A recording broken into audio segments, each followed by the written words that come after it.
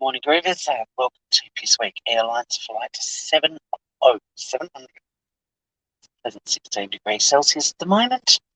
Just doing final checks before takeoff, please.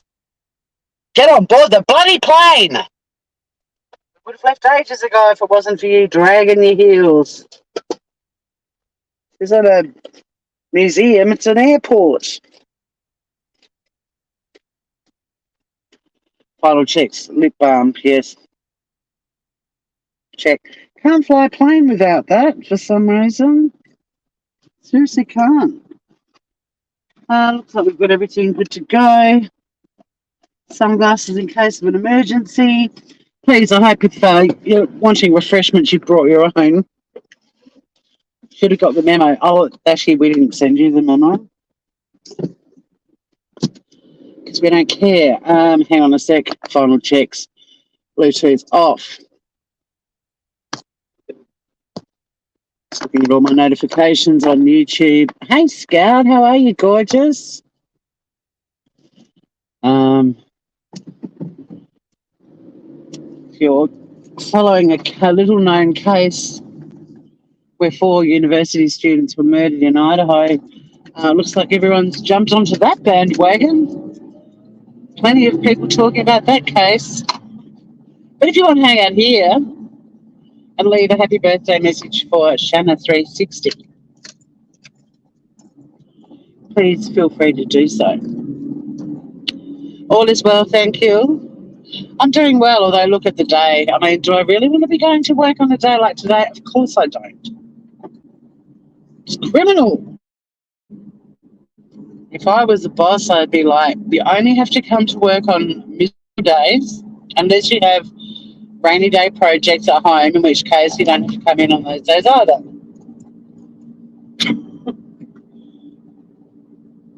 It was lovely on the beach this morning. I mean, it's lovely everywhere at the moment. We're having a good summer.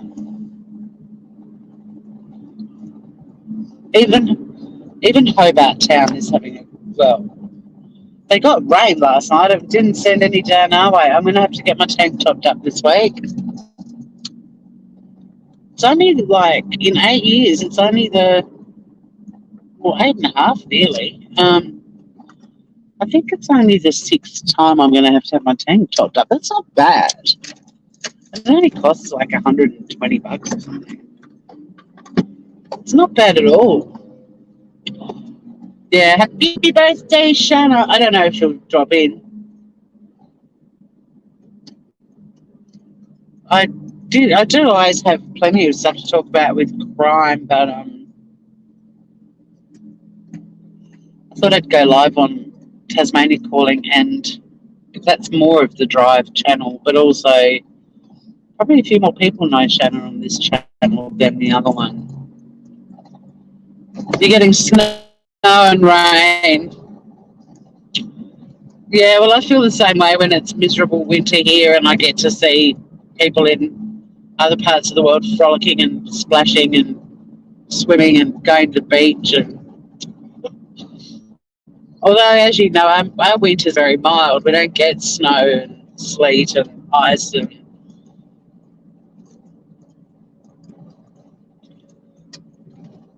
it does get cold here, but not a cold that, decent clothing and heating can't fix. Gosh, Scout, it might be you and me again, babes. Anyway, it's an opportunity if people want to leave a birthday message for Shanna. Because the only thing I really want to... Well, actually, there's a couple of things I want to talk about. They're crime-related. And I do this all the time. I'm not on a crime channel, right?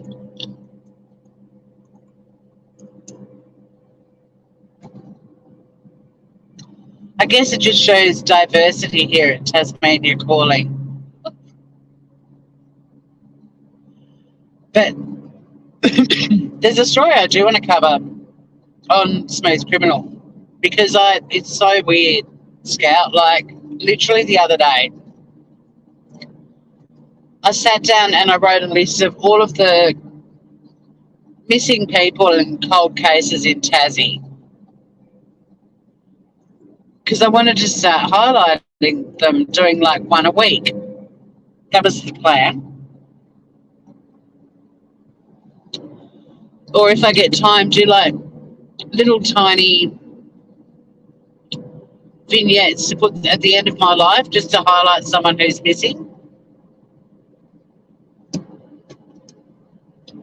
Unfortunately, with a lot of them, there's just not that much information. But still, you know, getting their photo, the age at the time they disappeared, that sort of stuff out there is still worthwhile. Pardon me. So I started working on Victoria Cafaso, which is probably one of the first murders that, I mean, I was already into crime at that point, but really hooked me in. And then I don't know if it was a bit ego-driven because I was young and it was another girl called Victoria. But then when I read the story and realised this poor girl had literally just arrived in Tassie and had barely been here for a couple of days, bridge. And I followed this story for decades, and my understanding from the studying of it that I've done is that the locals do actually believe that they know who did.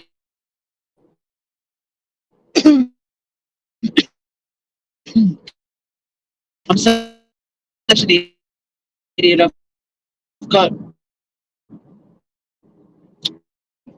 it has got almond milk, not dairy. Well, the cream cheese is dairy, but it's kind of pasting whatever it is that's stuck in my throat rather than flushing it out. I might have to have a swig of water shortly. So yeah, it's in this little coastal town called Beaumaris, and it's one of those ones where part of me is like, go up there and chat to the locals and do like a podcast on Victoria. But the investigation is still very active with her. Like there was only, I think last year, another update on where they are with it. And also, I'm not sure I want to head off to little country towns or coastal towns where a known killer might be wandering around and they hear some YouTube idiot has rolled into town and is doing a podcast on it. Like, you know, Hedley Thomas had protection of working for a national newspaper and, you know, probably had security if required and all of access to all that sort of stuff. But I also like the idea of actually just walking along that beach and telling her story because it's very sad. But it's also unsolved. So anyway, I have about 63 people on this list, which is way more than I thought I would find. Some of them are very notorious stories. There's a lot of publicity about them, and others don't get a lot of attention. Just like I said, some of them don't have a lot of info, but any info is good info to put out there, in my opinion. So one of the guys on the list is a guy called Dale Nicholson, who I believe was in his 60s when he went missing.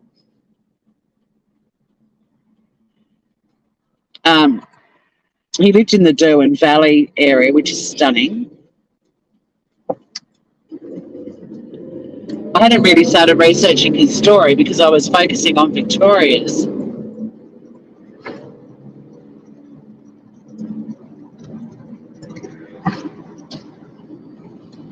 But he was on the list, and I had a photo of him and a few bits and pieces. Like I'm starting little files on each of them. And I often think, you know, the sort of older man that disappears doesn't get as much media attention as, you know, kids or young people. I hate to say it, even young, pretty people.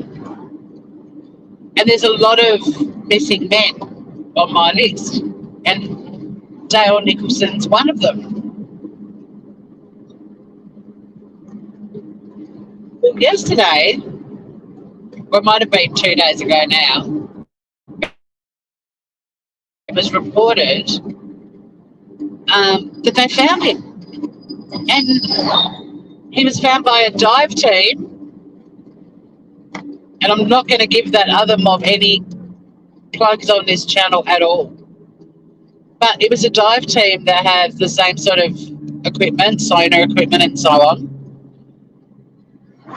And the media reported it with, he was right under our noses all the time. So guess what I woke up to this morning? Like, I'm just thinking it's so wonderful they found him and he's got, an opportunity to be buried. He was found in his car underwater. I'm going to cover it. Hey, Bristol.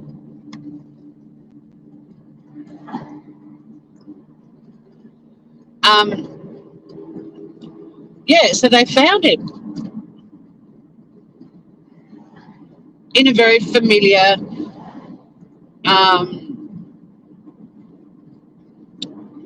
situation to people we've been witnessing being found on YouTube. Say no more. Anyway,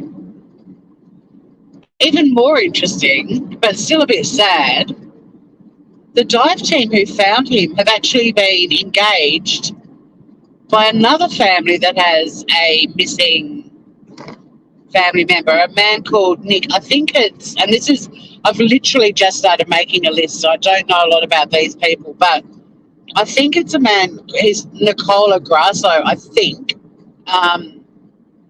Something similar, but known by his family as Nick. And he's been missing. He's an older guy as well who's been missing for, I'm not even going to say the number of years because although I've started researching, it's all a bit superficial at the moment. I don't know the stories inside and out yet. But this family engaged the dive team to find their missing dad and husband and family member, and they found this other guy, Dale Nicholson, which is really wonderful because he can be put to rest. His family now know what happened. I feel really sorry for Nick's family because they're still trying to find him, but they may well find him. But how wonderful that they found another missing person as well. There's a lot of highs and lows in this story. But back to the lows. So then our media reported on it and made some snarky comment either at the top of the article or a couple of pages or a couple of sentences in about he was right under the police noses the whole time, which was such shitty reporting because now guess what's happening in Tasmania? People ripping the cops to shreds. It's the comments that I had a look at this morning on Facebook are no different to the crap we're seeing on YouTube with the Idaho 4 murders and all the people in chats and comments who think they can do a better job and they just sit there and criticise the cops. The cops and the family never stop looking for Dale. The cops and the family never stop looking for Dale. But you've got all these armchair detectives sitting online, criticising the cops, didn't read the full article clearly, completely missed the part of the article that said this investigation has been ongoing for X amount of years. Yeah, the family has got closure, which is really wonderful. And I was like, I'm so happy there's one less person on my list. But I still now want to cover his story because I want to cover it from the angle that I do on Smooth Criminal, which is calling out social media and how irresponsible they are, but also how critical they are and how they all think they can do a better job. Some of these comments, like, I'm tempted to reply, but then I'm also not because on Facebook it's my real name. I've got a public profile here. Do I want to start fighting with people on Facebook? I kind of do. And then another part of me is like, you don't need that crap in your life. Choose your battles wisely. But I feel like going on and saying to some of these people, like, before you came onto Facebook with all guns blazing, criticising the cops, did you look at all the reasons why the cops may not have found him? Like, he had a very set routine where he'd go for a walk or a drive to buy his morning paper. At the time, there were no sort of screeching tyre tracks or anything like that leading into the body of water that he was found in.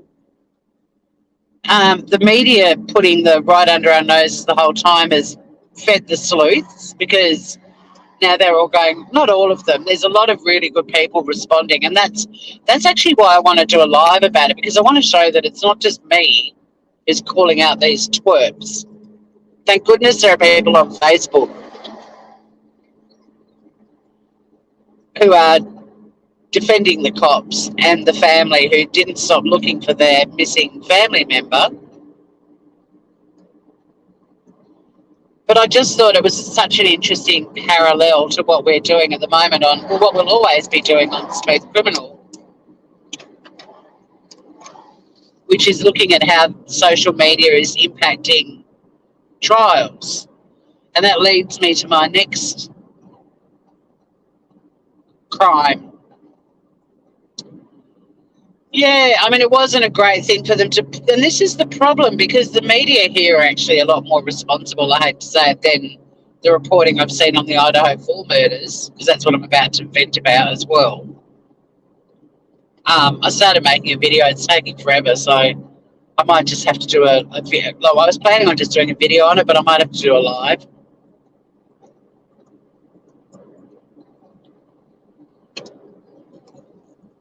Because once again, the sleuths are latching onto BS, and there's more victims now with the Idaho murders. More.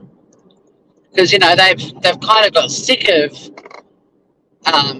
making the surviving roommates make victims, and one in particular, although the other one's now been questioned because none of her statements have ever been made public. So, you know, she must know more. They're keeping it under their belts.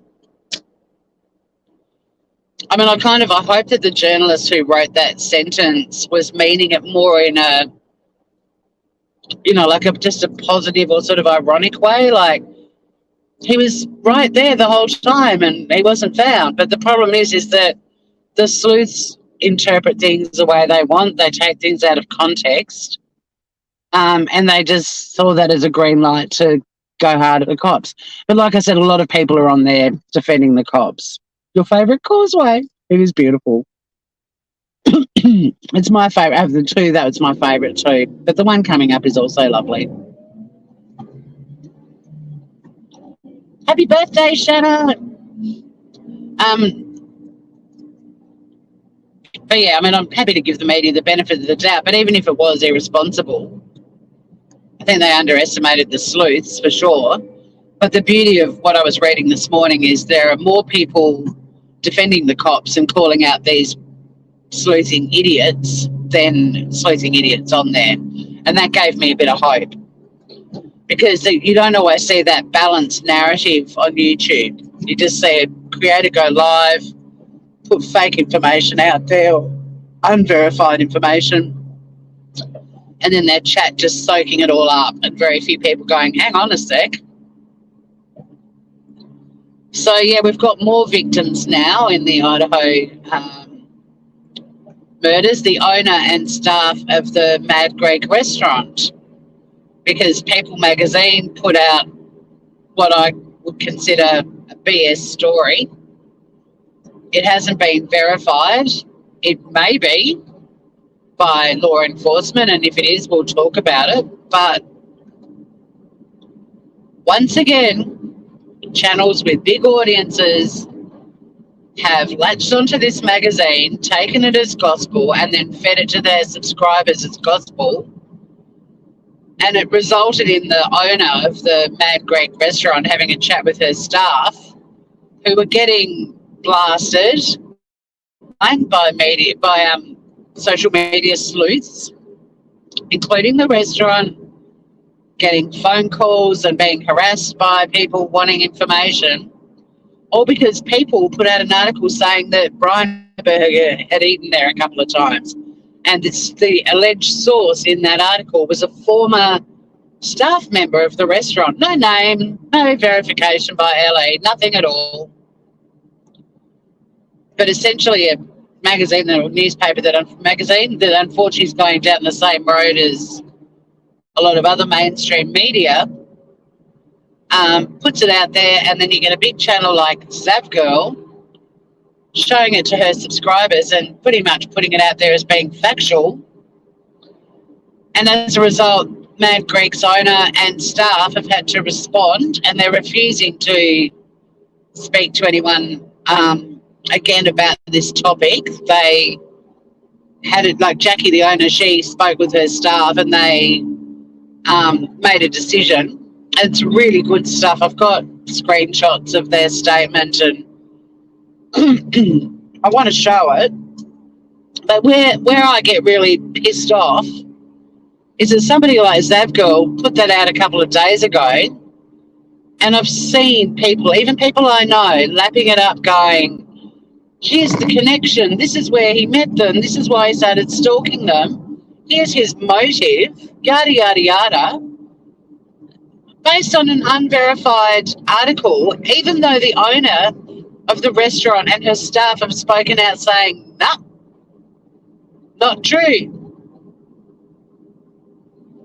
Why hasn't Zavgirl done another video or live saying, oops, once again I picked up an unverified ball of rubbish and ran with it, didn't wait for it to be verified by law enforcement, told you all that it's a fact, but now the restaurant's spoken out and said it's not true.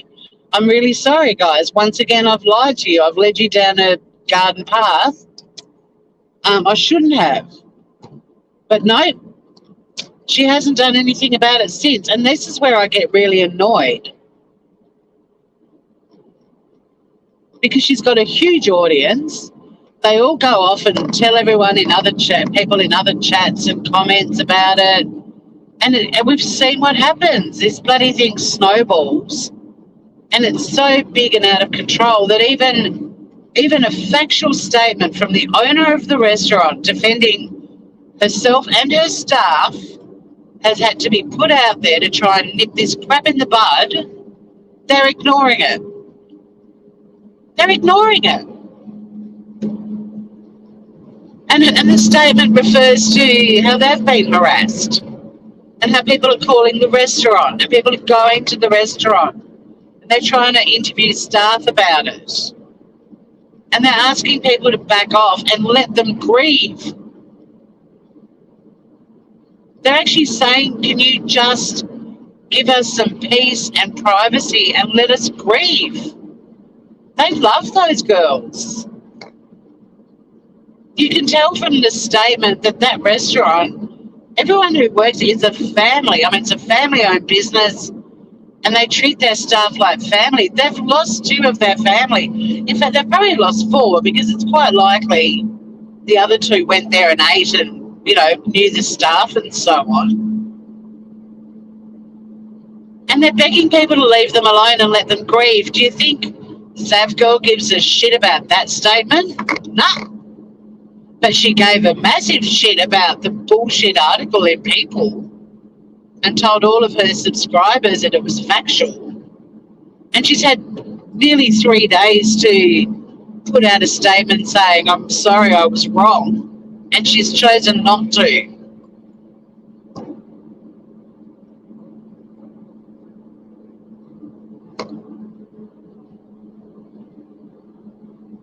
And what people don't understand is that's not where the irresponsibility ends.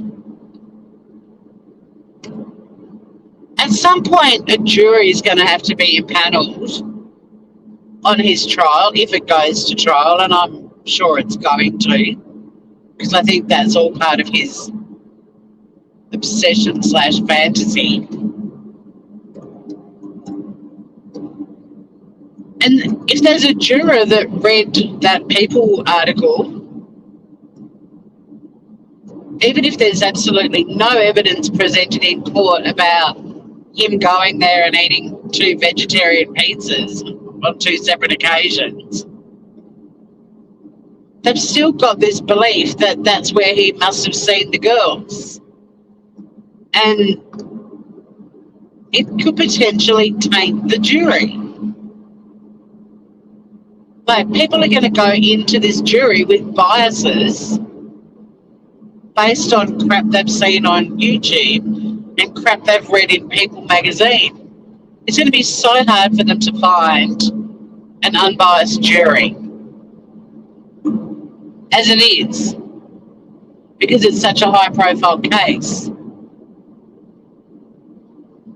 But, you know, some numpty that didn't really follow the case, but by chance is a massive fan of People magazine, is sitting in the jury pool thinking, well, I remember that, you know, I remember reading that he went there and had meals there, and that's where he saw the girls.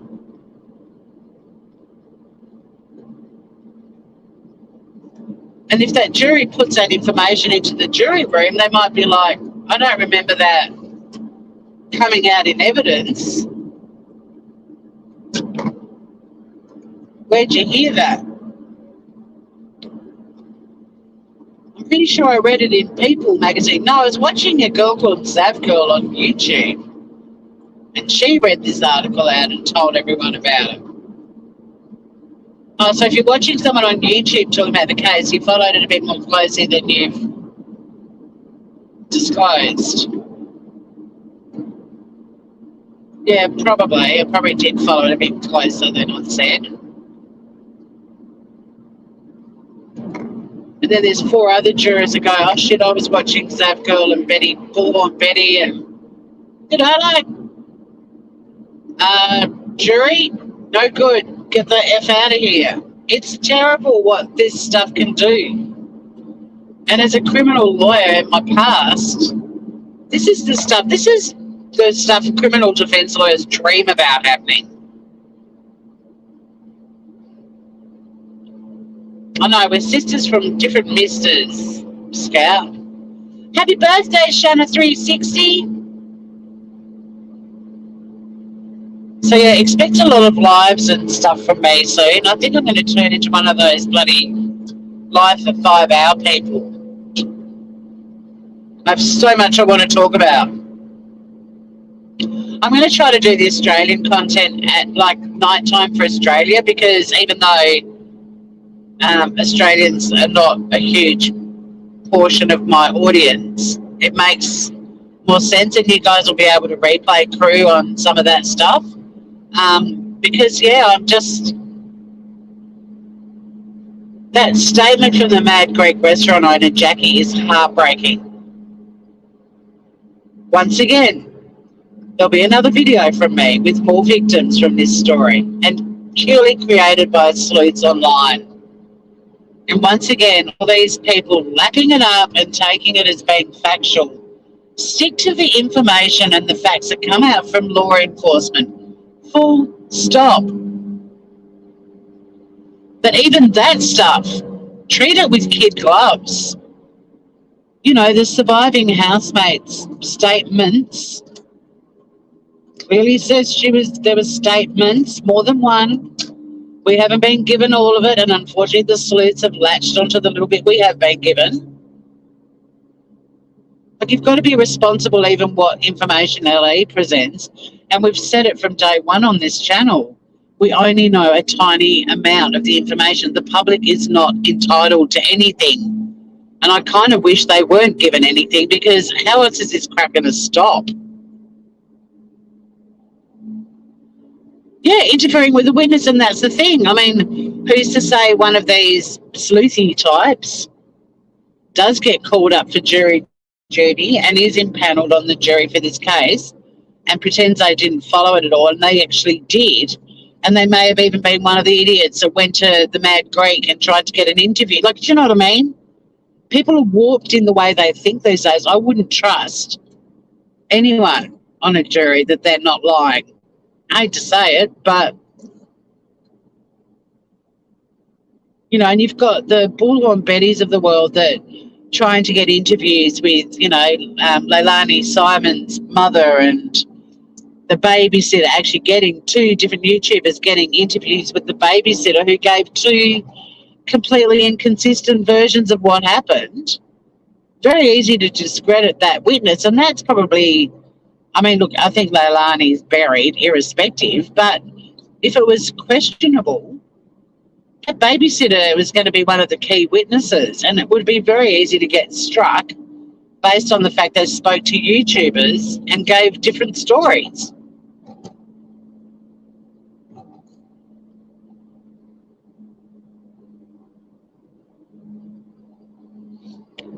I wish people would wait too, Bristol, but they just don't. Even on this missing Tasmanian man on the Facebook thread I was reading this morning, who was found by a dive team actually engaged by another family of another missing man. They're desperately trying to find Nick.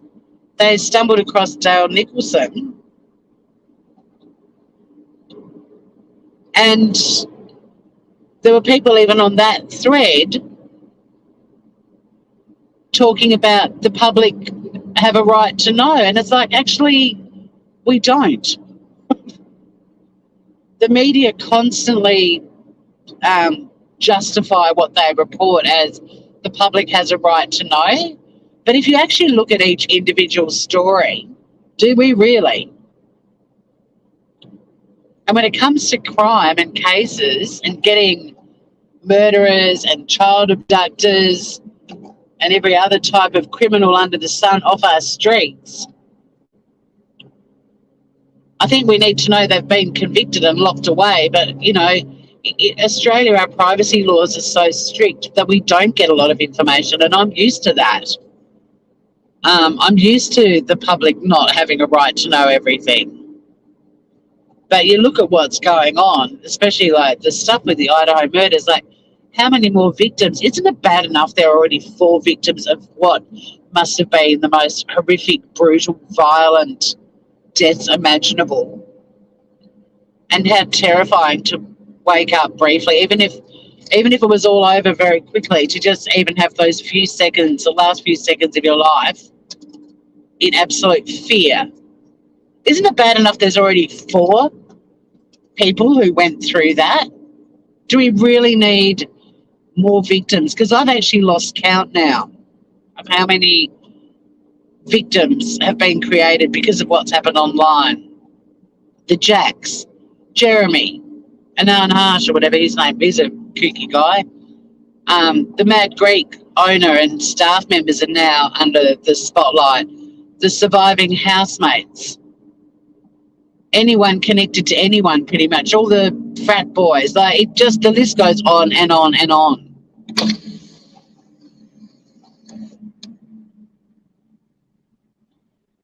Yeah, they wouldn't feel that. And that's one of the things I put in one of my many videos now. I think it might have been the Kylie Rodney one I did. It's like, how would you feel if this was somebody that you loved? Oh, no, the one I did with all of the families of murder victims, essentially, although Cleo Smith wasn't murdered, thank God, but she was abducted. I actually put in there, how would you feel if this was someone you loved? And someone's even made that comment on Facebook under this news that a man who's been missing in Tasmania for quite a long time has been found by a dive team employed by another family of a missing man. Unfortunately, they still haven't found their Nick, but in their search for Nick, the divers found Dale Nicholson.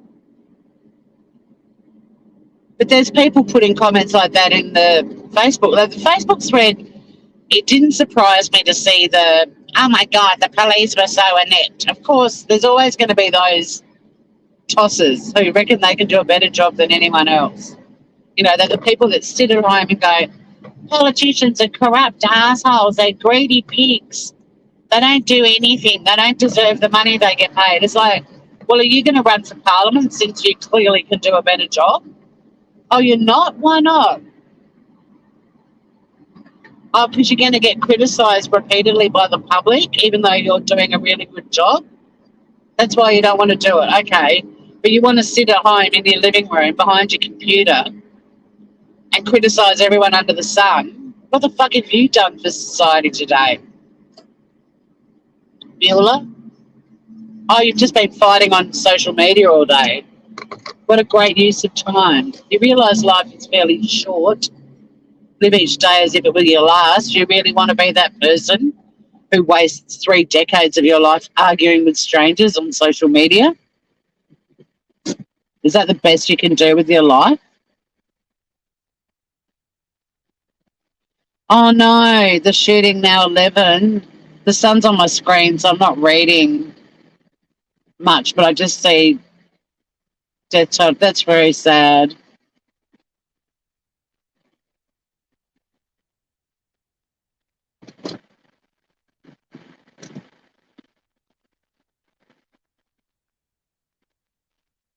I was reading about that last night, and a sentence in the article that punched me in the guts. There's been more mass shootings in 2023 in the US than there has been days of the year. And mass shooting is defined as 4 victims or more, I think. I read that too. Might be 3, but I've got a feeling it's 4 or more victims.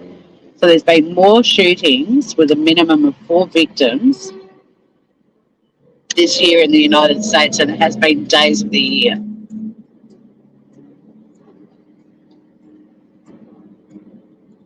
Isn't that scary?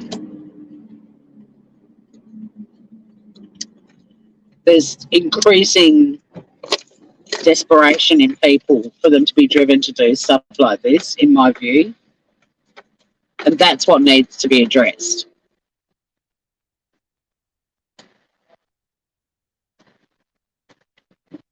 What is driving people to be so broken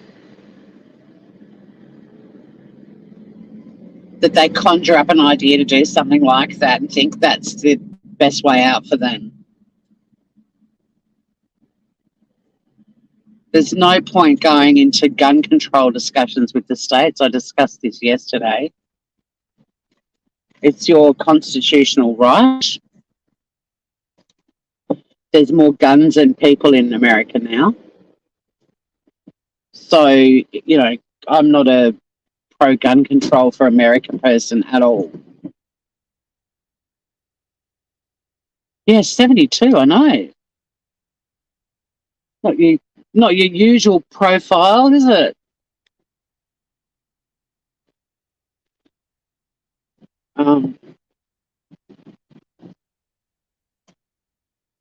And so many victims of that too, because I don't know how you can survive witnessing something like that and not be messed up for the rest of your life.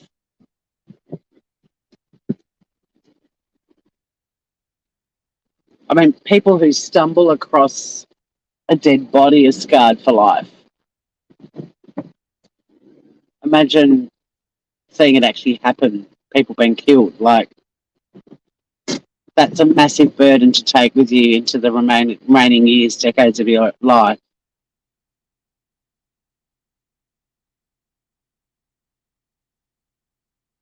Well, there's a lot of good happening in the world too, and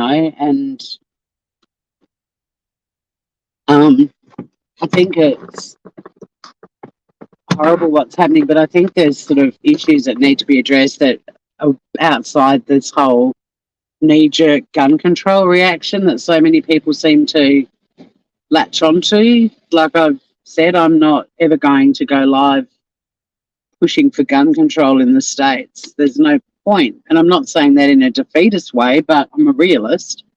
It's your constitutional right to bear arms.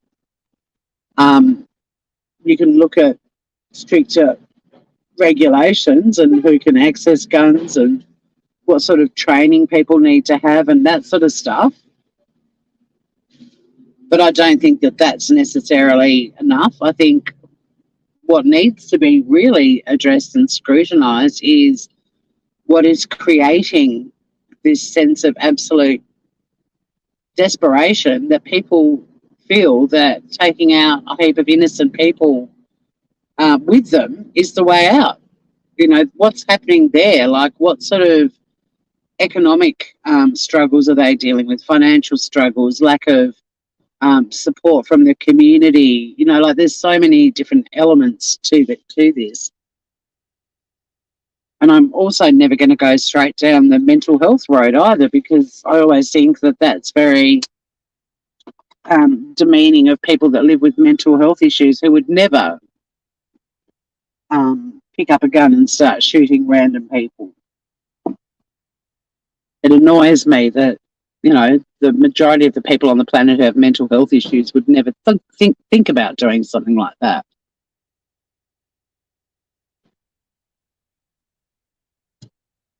You're from Oklahoma, so it's normal here. Also taught that, which is really important. Safety is huge. And then you look at the current Alec Baldwin case, and I think he should have been charged. I don't have an issue with it, and the way he spoke out about it and was just so quick to blame anyone else under the sun, but didn't take any accountability, and the sort of arrogance that came out of his mouth in that interview and the lack of compassion for the victims. Like, if you pick up a gun, it is your responsibility to check it isn't loaded, even if 80 people have told you it's not. And, you know, don't point guns at people. I mean, even when we were kids and had water pistols, we were not allowed to point them at anyone's heads. We were allowed to get neck down, go for the body. And that was a water pistol.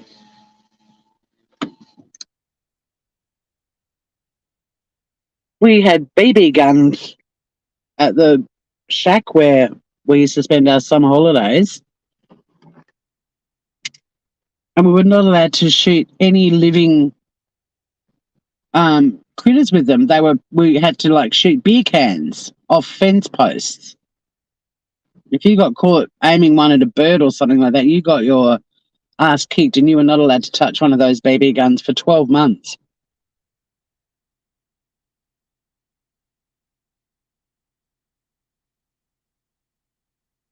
Yeah, I agree. I think he should have checked. We're talking about Alec Baldwin. If anyone wanders in and it's like, who should have checked? And the fact that he's like, never in my entire acting career, with all the guns that I have held, have I ever been told to check. And then you've got all these other actors like Clooney coming out going, not true. Always check it myself. Don't care what the props people tell me. It's just basic gun safety. What's the term? Last line of defense? You're the last line of defense. You check.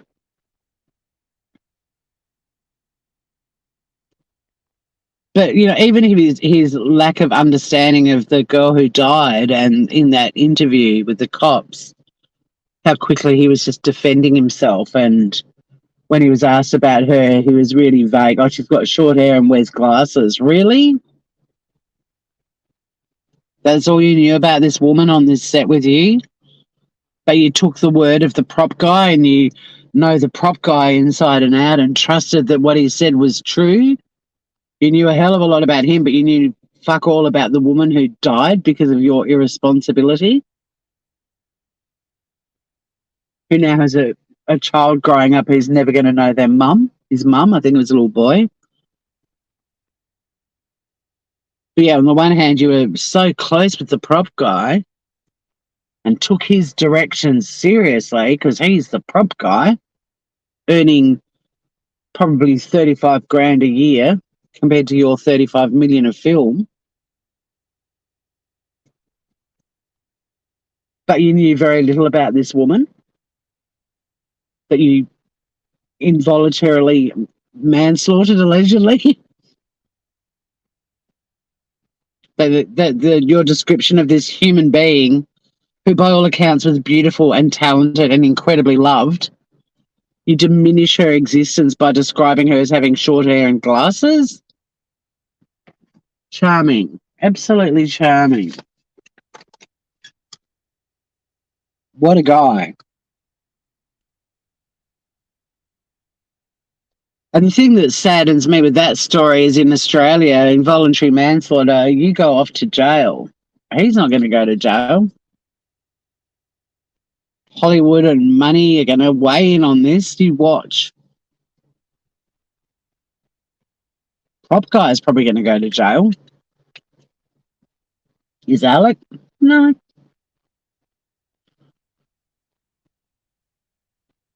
He made himself the victim. I'm never going to be in another movie where I have to fire a gun.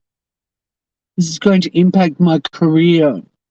What career? Your career's been dying in the ass for years.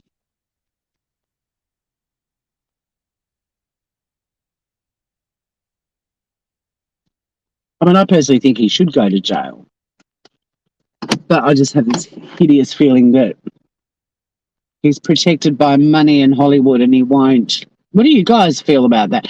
Shanna, happy birthday to you. Happy birthday to you. Happy birthday, dear Shanna. Happy birthday to you. Woohoo! I did want to make you a birthday video and I didn't have time last night. I had a lot on after I got home from work. I'm so sorry. So this is the substitute version. And I'm hoping people will see it and leave you messages. Even though I've been crapping on about true crime, I can't help myself. But I hope you have the most incredible day, or are having. And I hope your boys are spoiling you rotten.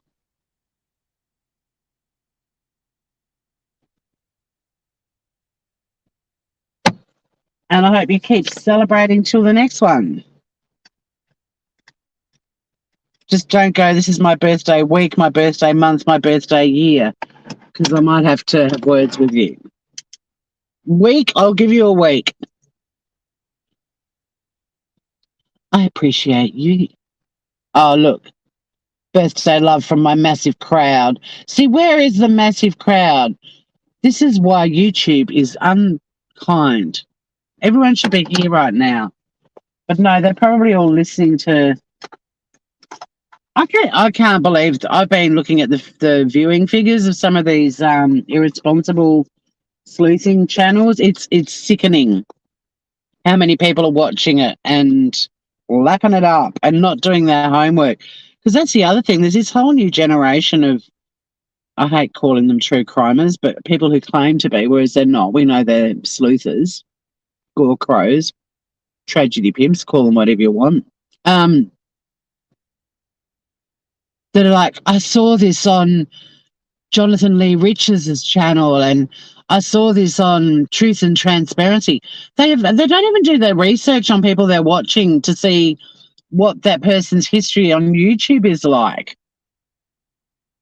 They're flocking to these channels thinking they've found the greatest true crime channels imaginable, and they're, taking everything as gospel and telling everyone where they heard and saw it, and they just look like idiots.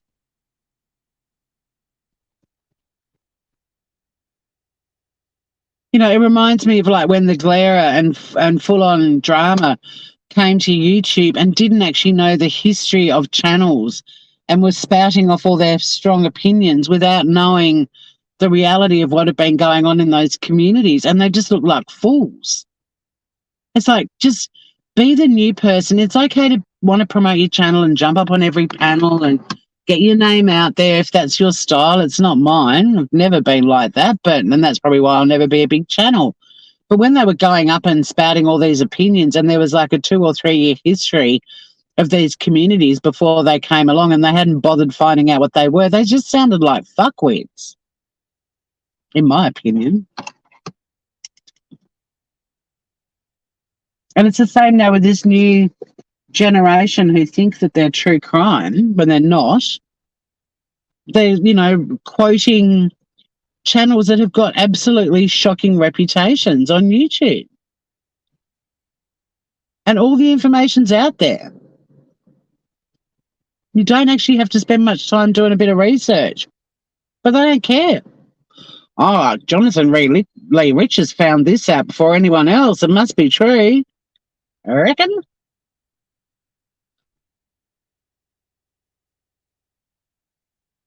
The number of people who tune into Bull and Betty every time who constantly get shit wrong and has some delusion of grandeur that she's some kind of amazing detective out there working hard to solve cases. What cases have you solved, lady? And that she's telling everyone, we work so hard and we've gotten results on all of these cases. And people are going, wow, that's amazing. And they don't actually research it and realize all they did was cause issues and get arrested for being a nuisance or stealing a bullhorn.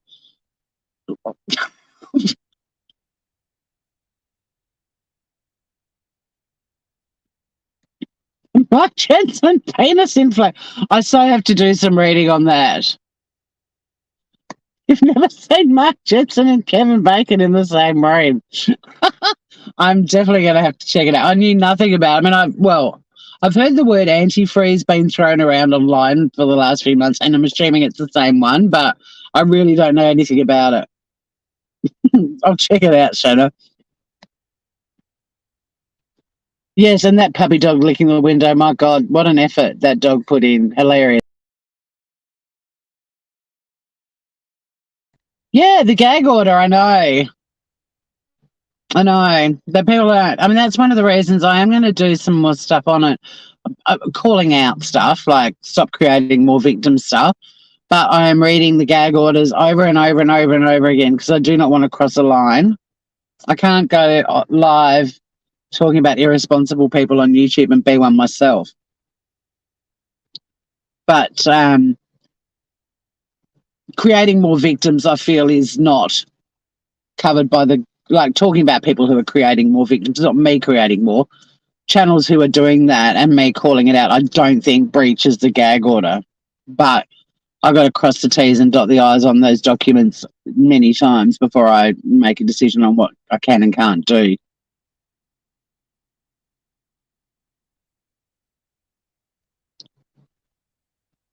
Please do a reaction to the states. Okay, I'm in the mood to do a reaction. Bring it on.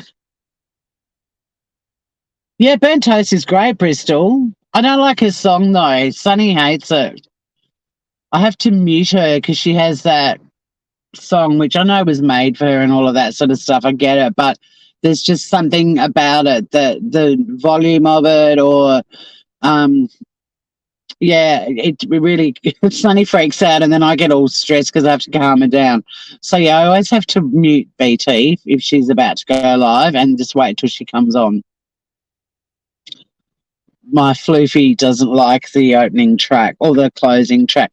So sometimes I'll be doing something around the house and I've got autoplay on, and then she'll come on next. And I have to, wherever I am, I have to do a mad dash to my computer and mute it before Sunny loses her mind. It's really weird.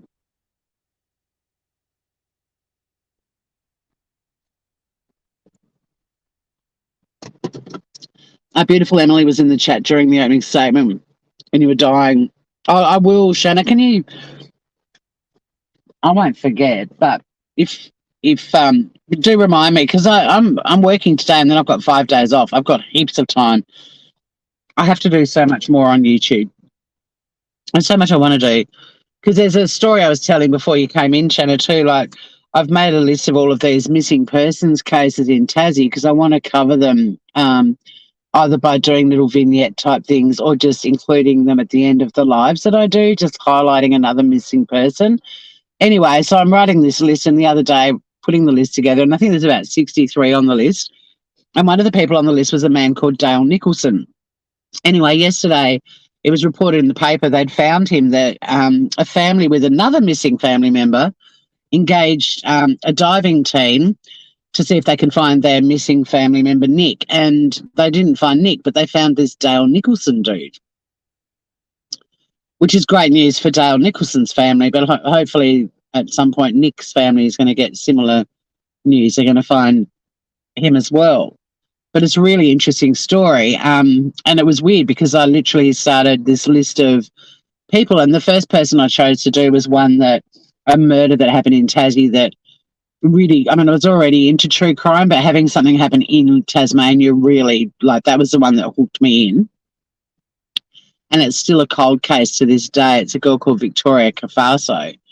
So I'd been working on that, but I had Dale Nicholson on the list of people to cover. But anyway, he's been found by this dive team, Australian dive team with all the sonar equipment, and, you know, a very familiar story. So, yeah, I really want to show that. But I also want to show how, of course, there are all these wankers on social media going, gee, the police were incompetent. Of course there are.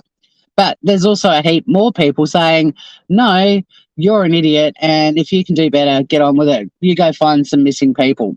It's really interesting as well. Emily is a hoot, generally, but also in chat, yes. The penis references will be gold. I can't wait. Ollie, your Ollie doesn't like, isn't it weird? I mean, there's a lot of music and stuff that plays in my house, and there's not that many things that Sunny really overtly reacts to, but that Burnt Toast song is one. She just, I'll have to tell Sunny that Ollie is in the same boat. Even just reacting to days 1 to 3, that's a lot of days of reacting, but I'll definitely have a look at it for sure. Fur babies do have feelings. They definitely have opinions. Yes, Scout. Yeah, well, it was just I just thought I can't keep saying, you know, why aren't these channels covering missing people and stuff? And I've wanted to do it, and I just haven't pulled my finger out and done it. So, yeah, I sat down and there are more people on the list than I was expecting. Way more, sadly. But isn't it bizarre? Like, I did that list last weekend. I've got it. I'll show you the list.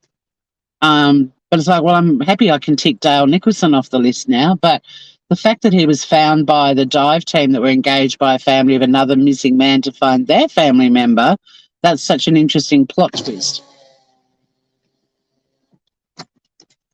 I love you, Shanna.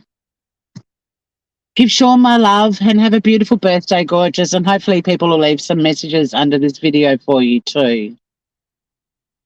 Oh, Ollie's off to the vet. I hope he's okay, Bristol.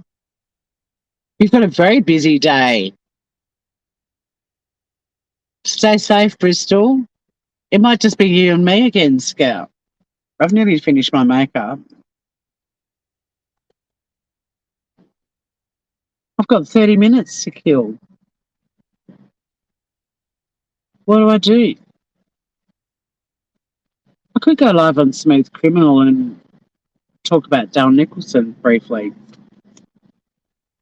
I might do that.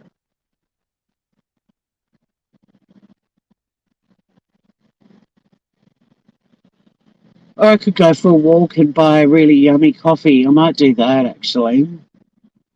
I've still got half a smoothie. It's filling, but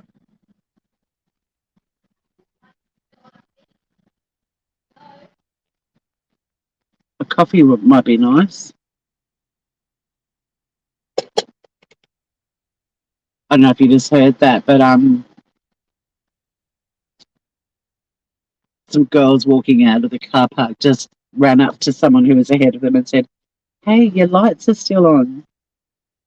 So they went back and switched them off because they would have come out to a flat battery tonight.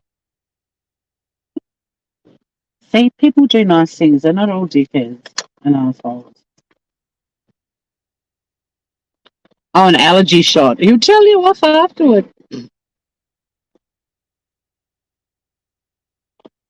Well, maybe we could do that. We could go live and talk about Dale. Although I feel like I don't have enough facts yet to sound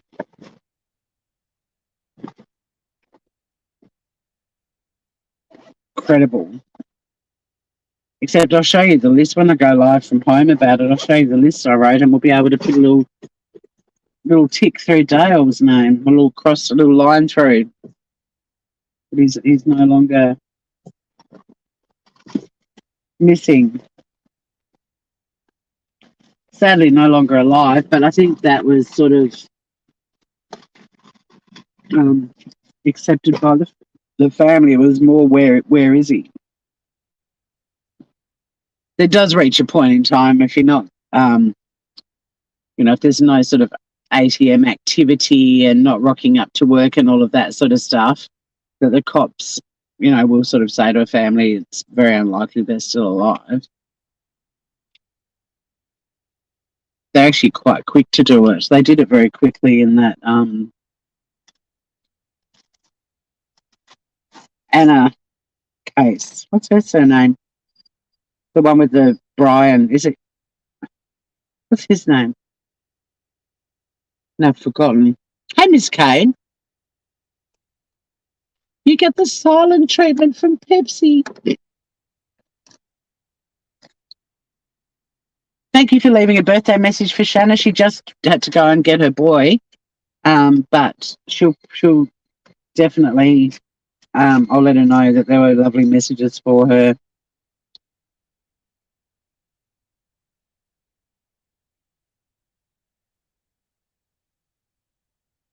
What's the name of that? Oh, Walsh. Thank you.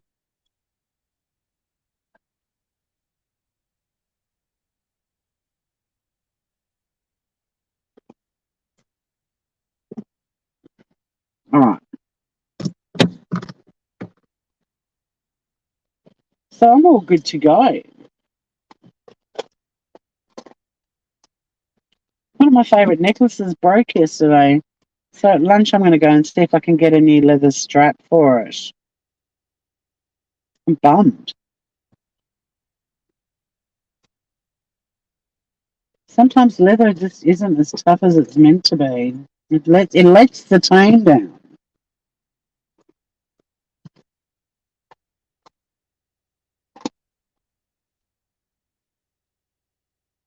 You've only just heard about the Anna Walsh. Well, you've had a nice little break from YouTube, so it's a horrible one. I mean, I was explaining, I think, yesterday that domestic violence in Australia is a huge problem. The makeup wall. I think there's so many people that used to come into my drives. This is the second day in a row on a different channel that I've only had like 2 or 3 people. I used to have like 10 or 12. What's going on?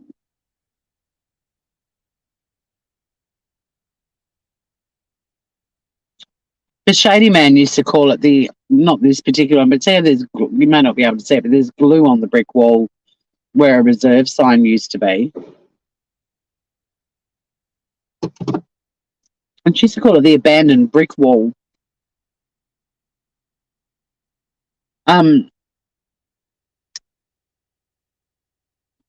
What was I about to say?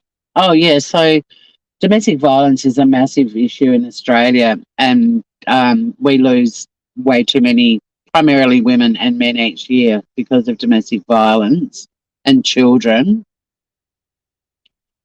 YouTube's messing with it's just a never-ending uphill battle, this platform, but I love a challenge. It's not making me give up, but holy hell.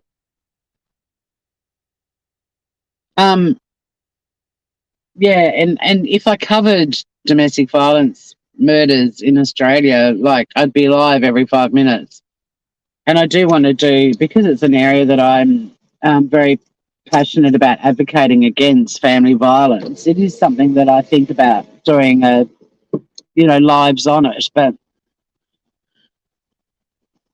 there's just so many murders and it's so sad. And, there's just get a divorce thing. Just the fact that it turns out this way for so many people, so many women and kids primarily, it is a gendered issue, whether men like it or not. Doesn't mean we're not going to talk about male victims of it as well, but primarily it is women and children. And I think the sooner men accept and acknowledge that, the better, because this constant "we get murdered too" thing, yeah, you do, but it is a gendered issue. There's nowhere near as many male victims of family violence as there are women, but pointing out it's a gendered issue isn't discounting the fact that some men are killed too. Stop acting like babies. more men are killed in like fights, sort of pub brawls and things like that than women. That's also not discounting the women that get murdered in those situations as well.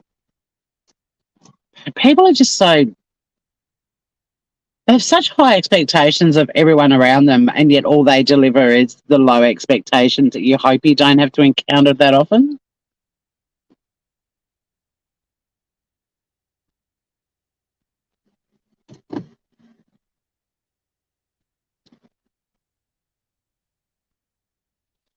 I think it's a great idea. Miss K, knowledge is power.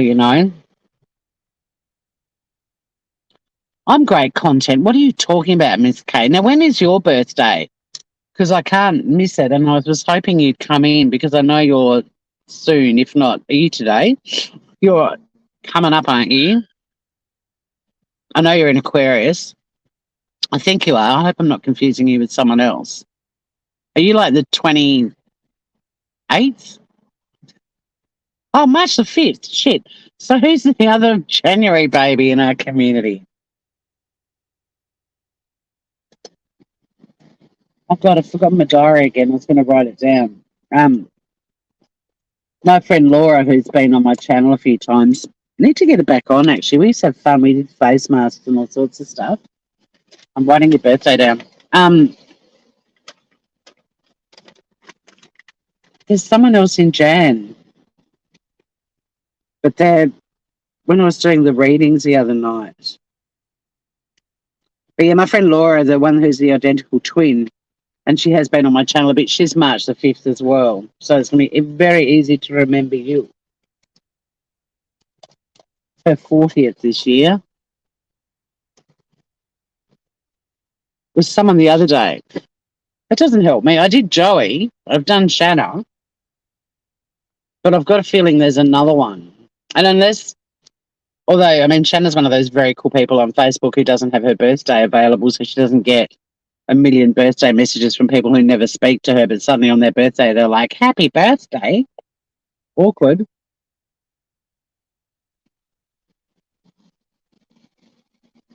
But I was driving in yesterday and I'm like, I think it's Shanna's birthday. And she left the chat. I said, I'm pretty sure it's her birthday in Australia, and it was. So she got bombarded with birthday messages from me yesterday. And again today. But yeah, someone else was talking about being in January. I might have to go back through that tarot reading live. Much love to cement shoes too. It's a very difficult time of year for cement shoes.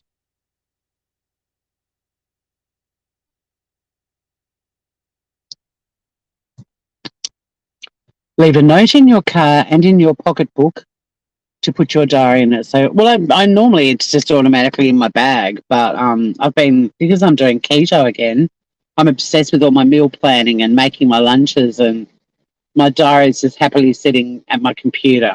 It doesn't matter. It's just that I like writing stuff in the hard copy version, and then when I get a new diary, I transfer all the birthdays over, but I haven't done that yet. I wasn't going to lug too heavy, not heavy. My new one's not heavy. My last year's is to Singapore to do it. It's normally my first week in January job.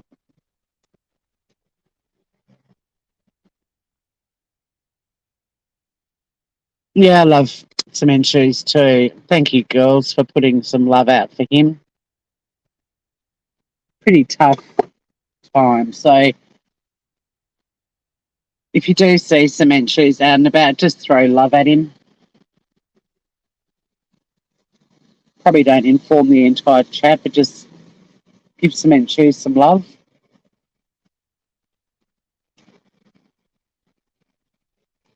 First anniversaries are the worst. And he's got 2, which is so sad.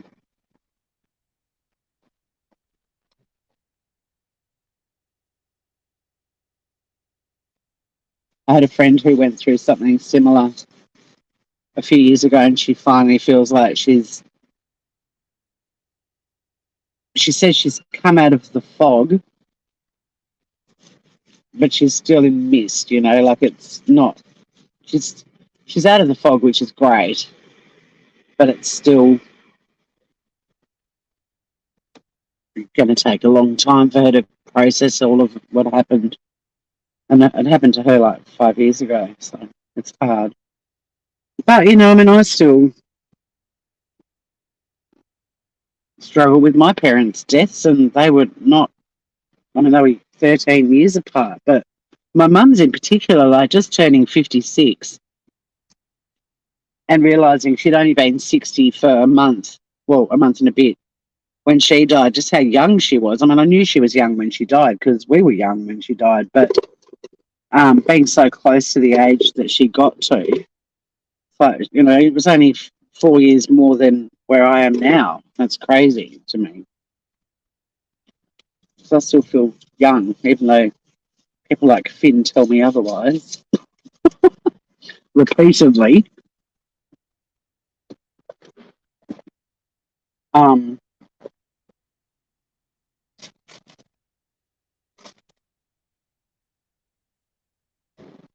We have a thing at work that we often all end up just by accident rocking up in similar outfits or like matching. Yeah, 60's young, and she'd only just turned 62. Not 62, 60. She turned 60 in December and she died in February.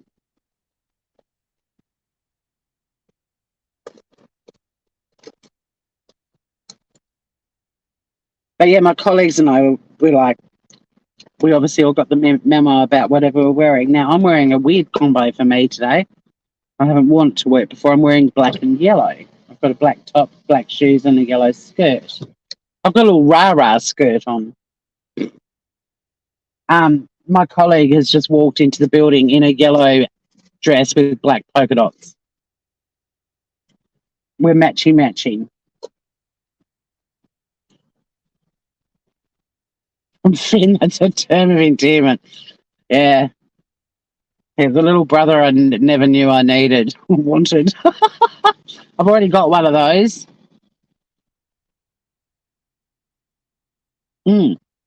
Sure is. She was ripped off. I mean, my nephew Jock was born when Mum died, but he was a baby. So she essentially missed out on... And, I mean, Jemima has some memories of Mum, but she's questioning whether it's because of photos and us telling her about her grandma a lot, or whether they're her own actual memories. So technically, yeah, 5 grandchildren. I mean, 3 weren't even born when Mum died.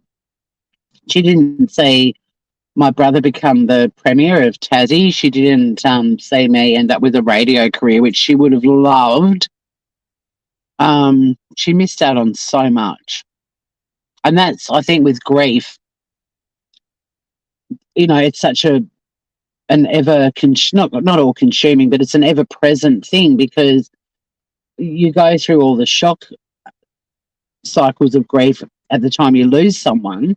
But as the years go on, and it'll be 23 years on the 23rd of February since my mum died, but you think about everything she's missed out in those 23 years, and that's painful to contemplate that stuff, just how much she missed out on. And how much she would have loved too, Yeah, matchy. Be interesting to see what the other colleagues rock up in.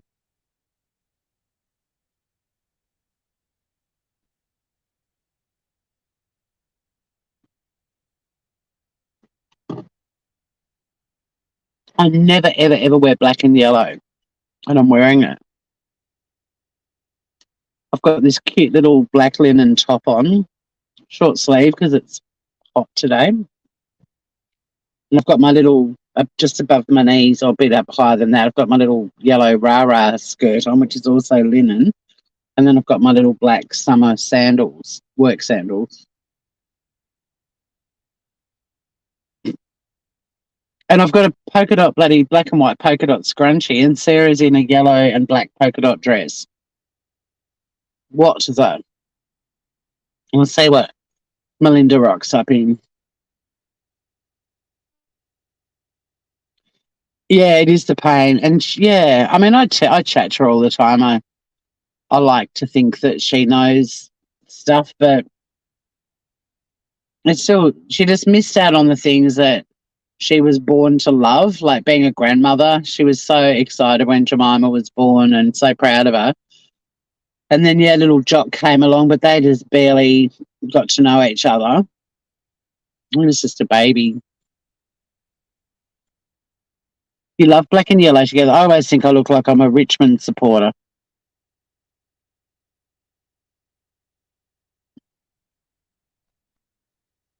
I mean, my other colleague wears, she's like our admin girl, wears jeans and a black polo shirt. So she's sort of got a uniform of sorts.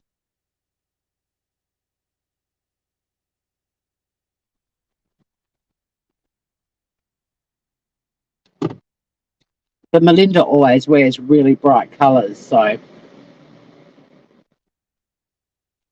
it'll be interesting. It happens all the time. Like even I've got a navy and white polka dot dress, and a former colleague, Donna, she had one as well, and we would always rock up in our navy blue and white polka dot dresses on the same day for some weird reason. And she used to say, I think I like yours better than mine. I think I want yours. It's so weird. It is so weird how often it happens.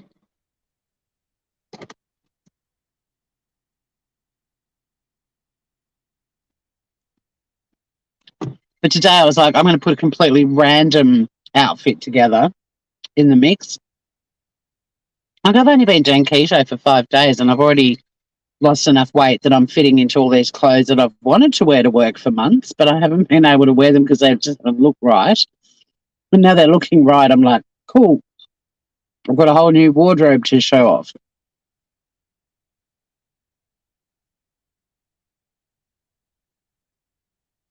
I love yellow. I can't wear it up around my face. It washes me out like there's no tomorrow, but I love skirts and shorts and shoes and accessories that are yellow. Blue is my favourite colour, but yellow is a very close second.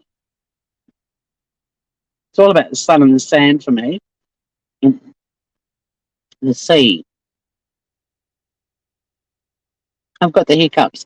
I'm going to go. I'm going to go and make myself a really yummy coffee. Or go and buy a really yummy coffee. Thanks for hanging out, guys.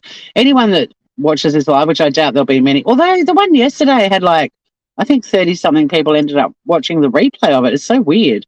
But yeah, if you want to leave a message for Shanna and in the comments for her birthday, go for it. She's a very loved and valued member of this community. She's a genuine real life friend that I made. We collided on YouTube and ended up having an incredible friendship. Like lovely Scout, like all of you guys.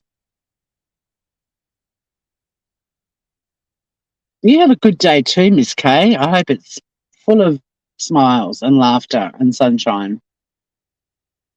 And thanks for hanging out with me. Love to Sunny. Scout, have you been watching the series I'm doing of her at the moment on Facebook? It's actually on Instagram, but I'm publishing it onto Facebook because I just think it's so funny. Her mood series. Saturday mood, Sunday mood, Monday mood. They are photos taken each day. If anyone does, that Google reverse image search, they'll see that they are done on the day that I say they are. Every mood is on the ottoman, flat on her back, snoring her head off. She said she's got a busy day today, Scout. She has to look after the house while I'm at work. But she's the bestest girl. It's quite entertaining. People are finding it very funny. They're like, her mood today is not that different to yesterday. I'm like, no, consistency is very important with Sunny. It's pretty funny, if I do say so myself. But I love you, Groovers. Thanks for hanging out. And yeah, expect quite a few lives from me coming up. We've got victims to talk about. We've got social media idiots to talk about. We've got a missing person who was found to talk about. There's a lot going on. I'm scheduling a lot of YouTube into my calendar each week. even though the weather's beautiful, it's like even just going live for an hour, just keeping my channel growing. There's new people finding us all the time, and I hope that they start chatting in the chats as well, because like-minded people sort of find each other. So I'm very excited about getting to know some of our new members, not paid members, but the new members of our community. I think it's going to be a really good year. So I look forward to seeing you both and everyone else again very soon. Stay groovy. See you soon, beautiful people.